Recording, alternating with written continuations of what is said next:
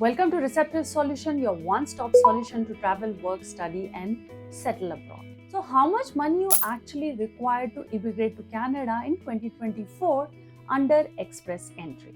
Canada has basically introduced a proof of fund which is required in the Express Entry applicants in 2024. So what is this all about is what I'm going to discuss. So Canada introduced this new document which is required for FSWP and FSTP, Federal Skilled Worker Program, Federal Skilled Trade Program. For those applicants, this new proof of fund document is must to immigrate into Canada. This proof of funds, which is a very important document as a part of immigration process, will not be required for Express Entry ECE candidates, and also if you have work permit or you have already an offer letter to work in Canada. Otherwise, you would be required this document, and it is mandatory effective from May 28, 2020. Single applicant, it is required to have CAD 14,000. All amount will be in CAD, which is Canadian dollar.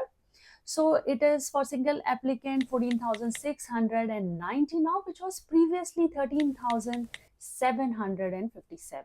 An applicant which is going to immigrate, which has a family of 2, will be required 18,288 Canadian dollar. Previously, it was 17,127. For the family of 3, the new amount is 22,484, and previously it was 27,332.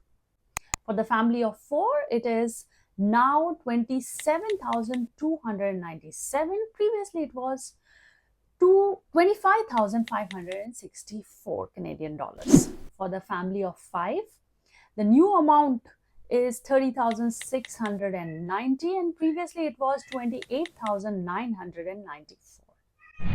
For the family of 6, it is 34,970 now, and previously it was 32,700. For the family of 7, it is 38,875 Canadian dollars, and previously it was 36,407. And for the family which is more than 7, for each member, it will be additionally 3,958 now, and previously it was 3,706. So these are the updated amount which is changed and effective from May 28th, 2024, as I mentioned before. So all the applicants which are under Express Entry, FCWP, FCTP, they are not under ECE program or do not have a work permit, required to show this proof of documents and submit it.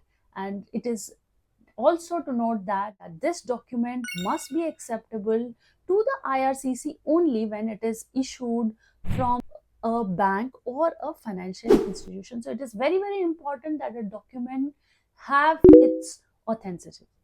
So this is from my side. For more such important news updates, do subscribe to the channel, like, share, and do watch my video. Bye-bye.